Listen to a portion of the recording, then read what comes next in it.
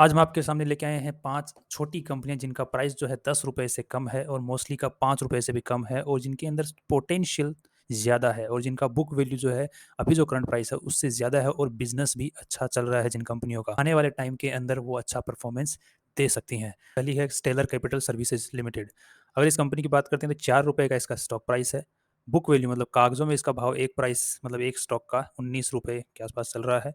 और कंपनी का आज के दिन ₹7.50 के ऊपर ₹1 कमा रही है, जो कि काफ़ी अच्छा माना जाता है। ये पीई काफ़ी अच्छा माना जाता है। आरओसीई एंड आरओई ये बहुत कम है क्योंकि ये कैलकुलेट होता है इसके ऊपर, जो बुक वैल्यू है उसके ऊपर। तो अगर ये आरओसीई 0.83 है, जो कि 20 के ऊपर है, तो ये 5% के आसपास अपने को देखने को मिलता है, अगर हम करंट प्राइस की बात करते हैं तो। अगेन नेक्स्ट अगर अगर कंपनी के बिज़नेस की बात करते हैं, तो कंपनी का जो बिज़नेस है वो है कम लोगों को लोन देना कि छोटी है कंपनी तो लोन भी इसके जो पूरा कैपिटल है, टोटल कैपिटल वो भी छोटा ही होगा। तो ये छोटे-मोटे लोन देके इंटरेस्ट के हिसाब से पैसा कमाती है। अब अगर इनके चार्ट की बात करते हैं तो कंपनी का जो स्टॉक है पिछले 5-6 साल से एक रेंज बाउंड ही घूम रहा है, ऊपर-नीचे। जिस तरीके से जैसे हम लोग देख पा रहे हैं, 18 के अंदर 3 का इसने लो बनाया, बाद में 19 के अंदर 6 का इसने हाई बनाया, फिर लो बनाया 2.5 का, फिर हाई बनाया 5 साढ़े 5 का। इस टाइप से ये इसी रेंज बाउंड घूम रहा है और अभी ये फिर से लो लेवल के ऊपर चल रहा है, तो आगे अगर हो सकता है कि आने वाले टाइम के अंदर ये 5 साढ़े 5 या 6 के आस-पास जाके फिर वापस आए, या फिर चांसेस इसके हाई हैं कि अगर ये तोड़ देता है हाई को, जो कि 6 का हाई है, 6 साढ़े 6 रुपए का, उसको अगर तोड़ देता है तो फिर इसके चांसेस हैं कि ये ऊपर 16-17 को भी टच करके आ सकता है। अब अगर कंपनी के अर्निंग्स की बात करते हैं तो इस जो कि छोटी कंपनी होती है, एसएमई कंपनीज़ होती हैं, उनके लिए क्वार्टरली रिजल्ट्स नहीं आते, उनके हाफ ईयरली रिजल्ट्स आते हैं। तो हाफ ईयरली रिजल्ट्स में हम रिसेंट अगर रिजल्ट की बात करते हैं तो कंपनी ने 0.52 मतलब 98 कमाई है अपने शेयर्स के ऊपर। तो ₹4 का शेयर अगर 98 हाफ ईयरली कमा रहा है तो काफ़ी अच्छा होगा। अगर इसी टाइप से अगर ये कमाता है तो बहुत ही जल्द अपने को उछाल देखने को मिल सकता है। एक चीज़ और चेक करते हैं अगर हम लोग तो बीएसई की वेबसाइट के ऊपर जाके, तो यहाँ पर अपने को क्लियरली दिख रहा है कि कंपनी के ऊपर कोई एक्स्ट्रा सर्विलेंस नहीं है, कंपनी के ऊपर कोई किसी भी टाइप की कंप्लेंट नहीं चल रही है। बट यहाँ पर ध्यान रखिए कि कंपनी जो है लिक्विडिटी कंसर्न आपको आ सकता है क्योंकि कंपनी में ज़्यादा वॉल्यूम ट्रेड नहीं होता है डेली बेसिस के ऊपर, क्योंकि छोटी कंपनियाँ लोगों को भरोसा कम होता है। और दूसरा ये लॉट्स के अंदर ही यहाँ पर ट्रेडिंग होती है, मतलब आपको एक particular fix amount of stocks तो खरीदने ही पड़ेंगे। यहाँ पर जैसे आप लोग लॉट चेक कर पा रहे हैं, यहाँ पर इसका 6000 का एक लॉट है, मतलब आपको 24,000 तो मिनिमम इसमें इन्वेस्ट करने ही पड़ेंगे, क्योंकि छोटी कंपनियाँ एसएमई जो कंपनी होती है उनमें लॉट में ही काम होता है। अगर आगे इसके बारे में आगे पढ़ते हैं तो इसका अगर बैलेंस शीट को चेक करते हैं तो कंपनी रेगुलरली अर्निंग्स जो है, इसके रिजर्व्स जो हैं वो बढ़ते ही जा रहे हैं टाइम के साथ में। अभी 24 करोड़ 32 लाख रुपए के आसपास इसका रिजर्व चल रहा है, जो कंपनी का खुद का पैसा माना जाता है। और जो इन्वेस्टर्स से पैसा उठाया हुआ है वो है 24 करोड़ 96 लाख रुपए। तो टोटल ओवरऑल कंपनी का जो आज के दिन कैपिटल कंपनी है वो 50 लाख के आसपास में, सॉरी 50 करोड़ के आसपास में है। और कंपनी ने अगर जितना भी पैसा है कंपनी के पास में, उसका जो मैक्सिमम पैसा है वो लोन देने के अंदर लगा रखा है, क्योंकि कंपनी का मेन बिजनेस ही लोन देने का है, तो उसी में लगा हुआ है कंपनी का पैसा। अब कंपनी के अगर कैश फ्लो की बात करते हैं तो ऑपरेशंस के थ्रू कंपनी का कैश फ्लो अभी फिलहाल पॉजिटिव चल रहा है और बीच-बीच में नेगेटिव भी चलता है, क्योंकि कंपनी लोन में है, तो ज़्यादा लोन अगर बढ़ जाता है तो नेगेटिव हो जाता है, और अगर लोन का अमाउंट ज़्यादा आ जाता है, अब मतलब वापस आता है, रिकवरी होती है तो ये पॉजिटिव हो जाता है। इसी के अलावा अगर हम कंपनी के प्रमोटर्स की बात करते हैं तो कंपनी के अंदर टोटल प्रमोटर्स की जो होल्डिंग है वो 24% के आसपास में है। और बाकी अगर पब्लिक की फॉर्म में भी अगर हम लोग देखते हैं तो मोस्टली कंपनियों ने ही इस कंपनी को एक्वायर कर रखा है, शेयर्स खरीद रखे हैं। जैसे Siwan network marketing private limited, इसने अपना स्टेक इसमें बढ़ाया हुआ है रिसेंटली। एसोसिएटेड बुक कीपर्स की बात करते हैं तो इन्होंने भी बढ़ाया बढ़ाया हुआ है। तो मोस्टली हम देख रहे हैं तो यहाँ पर कंपनियों ने ही अच्छा खासा स्टेक उठा रखा है कंपनी के अंदर। सो जनरल पब्लिक के पास में अगर हम मोटा-मोटे तौर पे बात करते हैं तो 40% के आसपास में जनरल पब्लिक के पास में इसके शेयर्स अवेलेबल हैं। सो अगर फाइनली हम इस कंपनी की बात करते हैं तो कंपनी के स्टॉक को आज जो जिस प्राइस पे चल रहा है ₹4 के आसपास यहाँ पर उठा सकते हैं, और इसको हम टारगेट सेट कर सकते हैं कि ये 3 गुना हो जाए, ट्रिपल हो जाए, तो वहाँ पर हम इसका टारगेट सेट कर सकते हैं। 3 गुना का मतलब हो गया ₹12 के आसपास, जो कि ये वाला लेवल बनता है। तो ₹12 के आसपास जाए तो हम इसको सेल आउट कर दें। कंपनी की बात करते हैं लास्ट में, तो कंपनी का जो ओवरऑल मार्केट कैप है आज के दिन 10 करोड़ का है, जबकि कंपनी के खुद के पास में पैसा ही 50 करोड़ रुपए के आसपास में पड़ा हुआ है। तो यार कम ऑन, ये कब उछाल मारता है ये वक्त ही बताएगा, बट आप इसके अंदर इन्वेस्ट कर सकते हैं शॉर्ट टर्म के लिए या फिर लॉन्ग टर्म के हिसाब से, जब भी आपका टारगेट अचीव ना हो तब तक के लिए। स्टॉप लॉस इसके अंदर नहीं है क्योंकि हम डाइवर्सिफाइड तरीके से इन्वेस्ट करेंगे। जैसे एक कंपनी तो ये हो गई, और जो कंपनी है वो है, अगली जो कंपनी है वो वामा इंडस्ट्रीज़ की बात करते हैं। वामा इंडस्ट्रीज़ जिसका जो मेन बिज़नेस है वो आईटी रिलेटेड सर्विसेज़ देने के अंदर मेन बिज़नेस है। अगर इस कंपनी की हम बात करते हैं तो ये सारी जो भी कंपनी जो और कंपनियां होती हैं उनको आईटी से रिलेटेड कोई किसी भी टाइप की सर्विस जैसे क्लाउड सर्विस हो गई, इंफ्रास्ट्रक्चर से रिलेटेड सर्विस हो गई, इंजीनियरिंग से रिलेटेड सर्विस हो गई आईटी के अंदर ही, तो वो सारी सर्विसेज ये कंपनी प्रोवाइड करती है। कंपनी अगेन छोटी कंपनी है और कंपनी की खुद की वेबसाइट है और वेबसाइट ऑपरेशनल है। और कंपनी का जो स्टॉक है अगर उसके ऊपर हम ध्यान देते हैं तो कंपनी का स्टॉक काफ़ी टाइम से नीचे की तरफ ही आता लुढ़का हुआ जा रहा है। बट यहाँ पर अगर हम देख पाते हैं कि 5 रुपये के आसपास में आके ये रुक गया है। और क्यों रुका है, क्योंकि इसने यहाँ पर एक सपोर्ट है अच्छा खासा। जब ये ऊपर जा रहा था तो यहाँ पर आकर इसने पहले का रेजिस्टेंस था, तो अभी ये जाके ये एज ए सपोर्ट एक्ट कर सकता है। तो यहाँ से कंपनी का जो इस कंपनी का जो स्टॉक है वो उछाल मार सकता है 5 रुपये से 15 रुपये की तरफ में। तो शॉर्ट टर्म के लिए हम इस स्टॉक को 5 रुपये पे उठा के 15 रुपये का टारगेट प्राइस रख सकते हैं। बट ध्यान रखिएगा स्टॉक के अंदर इतना वॉल्यूम नहीं है क्योंकि छोटी कंपनी है अगेन। अगर हम इस कंपनी की और डेटा की बात करते हैं तो 4.5 रुपये के आसपास चल रहा है और बुक वैल्यू के आसपास में ही चल रहा है, जो कि कागजों में जो भाव है उसी के आसपास में चल रहा है। कंपनी आज के दिन पूरा जो ओवरऑल कैपिटल है उसके ऊपर 2.5% का ब्याज मतलब कमाई कर रही है। कमाई की बात करते हैं तो कंपनी की कमाई इतनी कुछ खास है नहीं और रिसेंटली तो इसीलिए तो कंपनी का स्टॉक नीचे आया है।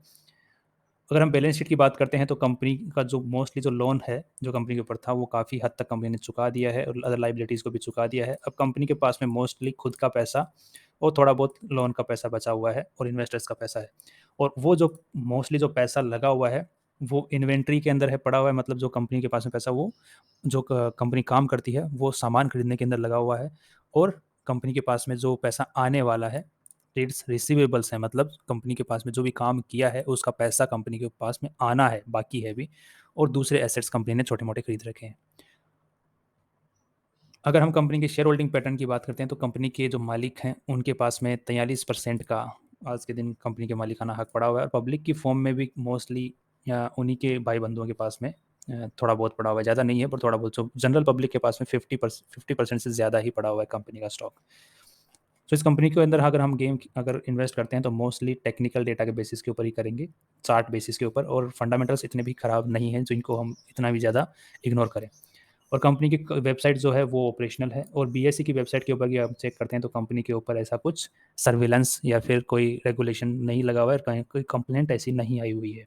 सो फाइनली इस कंपनी के अंदर हम इन्वेस्ट कर सकते हैं जहाँ पर आज का इसका प्राइस है उसके ऊपर, और टारगेट रख सकते हैं 15 रुपये का। वो है टेरिनी इंटरनेशनल। अगर इस कंपनी की हम लोग बात करते हैं तो कंपनी का जो स्टॉक प्राइस है वो 6.5 रुपये के आसपास में चल रहा है और जबकि बुक वैल्यू है 21 रुपये के आसपास में आ रहा है। और कंपनी का जो खुद का पैसा है उसके ऊपर कंपनी सालाना 4.5% के आसपास कमाई कर रही है। अब कंपनी करती क्या है, जो भी कंपनियां जो ट्रांसमिशन या फिर इलेक्ट्रिक बिजनेस के अंदर हैं, जो कि एक जगह से दूसरी जगह इलेक्ट्रिसिटी को पहुंचाना, पावर जनरेट करना, जो भी कंपनियां उन बिजनेसेस में हैं उनको सॉल्यूशंस प्रोवाइड करना, उनके इंजीनियरिंग रिलेटेड काम को देखना, कॉन्ट्रैक्ट लेना। सो वो रिलेटेड काम कंपनी करती है मोस्टली। तो कंपनी का अगर बात करते हैं तो कंपनी की वेबसाइट जो है वो ऑपरेशनल है। और कंपनी के ऊपर आज के दिन अगर बीईसी की वेबसाइट के ऊपर चेक करते हैं तो कंपनी के ऊपर कोई भी ऐसी कोई कंप्लेंट या फिर एक्स्ट्रा रेगुलेशंस या फिर कुछ नहीं चल रहा है, सर्विलेंस नहीं चल रहा है एक्स्ट्रा। कंपनी के अगर चार्ट की बात करते हैं तो कंपनी का चार्ट जिगजैग मूवमेंट में ही चल रहा है काफ़ी टाइम से। और अभी जो नीचे जाके जब ऊपर का आना टाइम स्टार्ट होता है उस लेवल के ऊपर कंपनी का स्टॉक चल रहा है। और अगर हम रिसेंटली कंपनी का अगर चार्ट को थोड़ा सा जूम करके देखते हैं तो अभी रिसेंटली कंपनी के अंदर एक अच्छा खासा वॉल्यूम के साथ में उछाल देखने को भी मिला है। सो चार्ट बेसिस के ऊपर हम खरीद सकते हैं with the targets of at least 17 to 18 rupees. अगर इसके बाद में अगर कंपनी का हम हाफ ईयरली रिजल्ट, क्योंकि छोटी कंपनी है तो ये हाफ ईयरली रिजल्ट ही इनको जारी करना पड़ता है, इनके ऊपर क्वार्टरली रिजल्ट लागू नहीं होता एज वी नो। तो कंपनी सालाना अच्छी सेल्स कर रही है कंपनी की साइज़ के अकॉर्डिंग, और कंपनी हर साल कुछ ना कुछ थोड़ा बहुत कमा ही रही है, गवा नहीं रही है। अगर कंपनी के बैलेंस शीट की बात करते हैं तो कंपनी का जो बैलेंस शीट है वो ग्रो भी नहीं कर रहा तो इतना कुछ डाउन भी नहीं जा रहा, क्योंकि कंपनी जो अपना मैक्सिमम जो पैसा है वो इन्वेस्ट कर रही है, मतलब अपने बिजनेस को ग्रो करने के अंदर लगा रही है। और कंपनी का जो लोन स्ट्रक्चर है वो भी बढ़ता हुआ दिख रहा है, क्योंकि कंपनी पहले 2020 के अंदर 7 करोड़ का लोन था, बट ओवरऑल जो लाइबिलिटी थी वो तकरीबन 11 करोड़ के आसपास में थी। फिर अगेन 11 करोड़ ही, बट इस बार कंपनी का जो ओवरऑल लाइबिलिटी है वो 12.5 करोड़ रुपए के आसपास में पहुंच गई है। That is concerning. अगर हम कंपनी के अदर एसेट्स की, जो कंपनी ने जहाँ पैसा लगा रखा है, वो अगर पैसे की बात करते हैं तो कंपनी ने मोस्टली अपना पैसा लोन दे रखा है या फिर इन्वेस्ट कर रखा है। इन्वेस्ट एज इन अपने बिजनेस में इन्वेस्ट कर रखा है। अगर फिक्स्ड एसेट्स की बात करें तो कंपनी ने लैंड और बिल्डिंग्स में के अंदर तकरीबन 6 करोड़ रुपए लगा रखे हैं, जो कि बहुत पहले लगा दिए थे, जिनकी एक्चुअल वैल्यू आज काफ़ी हाई होने की ज़्यादा उम्मीदें हैं। क्योंकि यहाँ पर हम बुक वैल्यू के अंदर जब भी चेक करते हैं, जो बैलेंस शीट के अंदर जो भी चेक करते हैं, लैंड एंड बिल्डिंग की बात करते हैं, तो यहाँ पर वो प्राइस इंडिकेटेड होती है जिसके अंदर लैंड को या फिर बिल्डिंग को खरीदा गया था।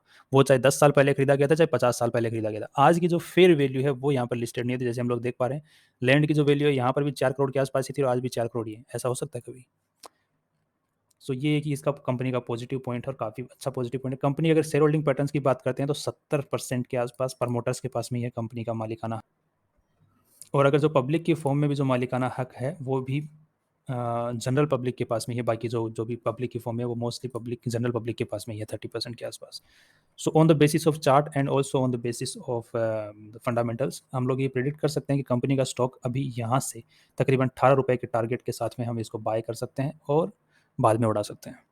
सो अगेन 3 टाइम्स ध्यान रखिएगा, कंपनी छोटी है तो इसके अंदर भी अपने को लॉट्स के अंदर ही काम करना पड़ेगा। अगर हम इसको चेक करते हैं इसका लॉट साइज क्या रहेगा, तो एक सेकेंड,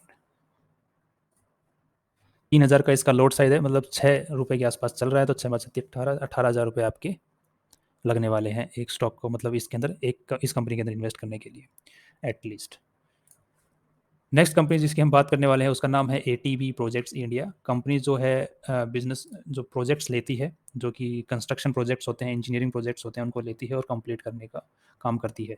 स्टॉक जो है 8.5 रुपये के आसपास में चल रहा है। बुक वैल्यू 36 रुपये की है, 36 रुपीज़ की। और पी जो आ रहा है, मतलब कंपनी का जो 9 रुपये के ऊपर 1 रुपया कमा रही है। और कंपनी ओवरऑल जितना भी कैपिटल यूज हो रहा है उसके ऊपर 2% कमा रही है। इसके हिसाब से मतलब 36 रुपये का जो बुक वैल्यू है उसके हिसाब से 2% कमा रही है। आज जो स्टॉक प्राइस चल रहा है उसके हिसाब से 8 साढ़े 8% के आसपास कमाई कर रही है। अगर कंपनी के हम चार्ट को चेक करते हैं तो लॉन्ग टर्म के हिसाब से तो कंपनी जिगजैग पैटर्न के अंदर काम कर रही है। और अगर रिसेंटली अगर देखा जाए तो कंपनी नीचे से ऊपर तक उठी है, कोरोना काल से नीचे, बाद में ऊपर उठी कोरोना काल खत्म होने के बाद में, और जनवरी 22 में हाई बनाया, उसके बाद में नीचे ही आती जा रही है। सो अभी रिसेंटली अगर देखा जाए तो कंपनी का जो लो बना है वो 7 रुपये के आसपास में बना है। और जब कंपनी ऊपर उठना चालू हो रही थी तो उस वक्त जो हाई बना था, रेजिस्टेंस जोन बना था, वो 6.5 के आसपास बना था। तो इस कंपनी के अंदर हम लोग या तो अभी थोड़ा रुक के 6.5 बजे 6 रुपये के आसपास या इन्वेस्ट कर सकते हैं, या फिर अभी इन्वेस्ट करके बैठ सकते हैं, एज यू विश। अगर आप डाइवर्सिफाइड तरीके से सभी सभी 5 की 5 कंपनियों में एक साथ इन्वेस्ट करना चाहते हैं तो अभी भी इन्वेस्ट करके बैठ सकते हैं, या फिर बाद में इन्वेस्ट कर सकते हैं।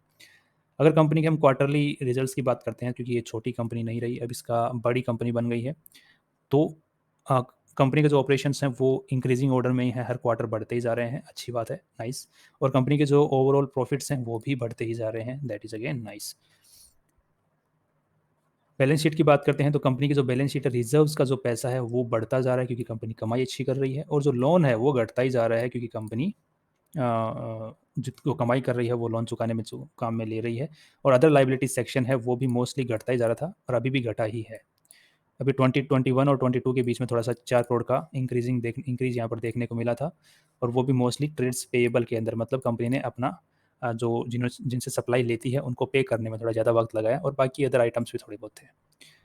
अगर कंपनी का जैसे कंस्ट्रक्शन बिजनेस है तो मोस्टली कंपनी लैंड और बिल्डिंग्स में काम कर रही होगी, तो कंपनी अच्छा खासा पैसा लैंड और बिल्डिंग में इन्वेस्ट कर, हम लोग जानते हैं कि लैंड और बिल्डिंग दोनों ही एप्रिशिएटिंग एसेट्स हैं, इनकी वैल्यू टाइम के साथ में बढ़ती है, जिसकी वजह से हमें बुक वैल्यू के अंदर इनको झलक नहीं देखने को मिलती।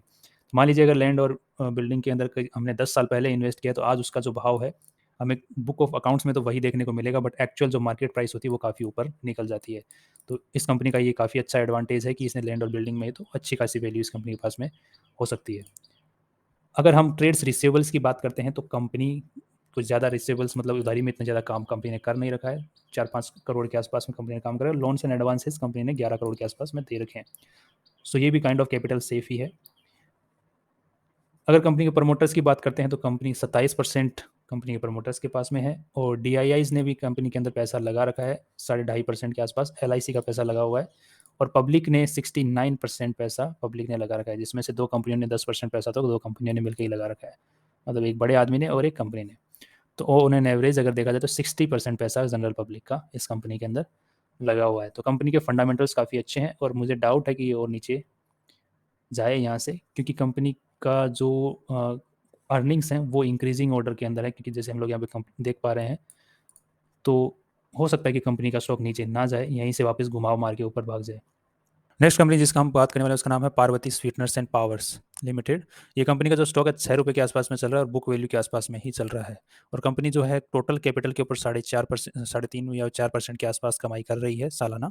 और कंपनी जो काम क्या करती है, कंपनी चीनी बनाती है, और चीनी से रिलेटेड जो एथेनॉल वगैरह जो बाय प्रोडक्ट्स होते हैं वो भी बनाती है। अब एथेनॉल हम जानते हैं कि सब लोग, एथेनॉल आने वाले टाइम में पेट्रोल के अंदर काम में लिया जाने वाला प्रोडक्ट है, सो उस चीज़ का प्रोडक्शन भी कंपनी करती है। सो कंपनी का फ्यूचर तो काफ़ी अच्छा नज़र आ रहा है जैसे काम कर रही है उस हिसाब से। और कंपनी की जो क्वार्टरली सेल्स हो रही हैं वो भी on an average increasing order में है। अगर एवरेज अगर हम देखते हैं, तो अगर हम मंथ बाय क्वार्टर देखते हैं तो वहाँ पर हमें फ्लक्चुएशंस देखने को मिलते हैं। बट अगर हम ईयरली बेसिस के ऊपर यहाँ पर चेक करते हैं तो हमें इंक्रीजिंग ऑर्डर में देखने को मिलता है। कंपनी है अर्निंग्स करती है बट इतनी नहीं कर रही है जितना करना चाहिए, जितना कि अपने को थोड़ा सा इंटिमिडेटिंग लगे। अब अगर हम कंपनी के बैलेंस शीट की बात करते हैं, तो कंपनी का जो शेयर कैपिटल है, मतलब जो लोगों ने पैसा लगा रखा है, इन्वेस्टर्स ने पैसा लगा, वो 74 करोड़ के आसपास लगा रखा है।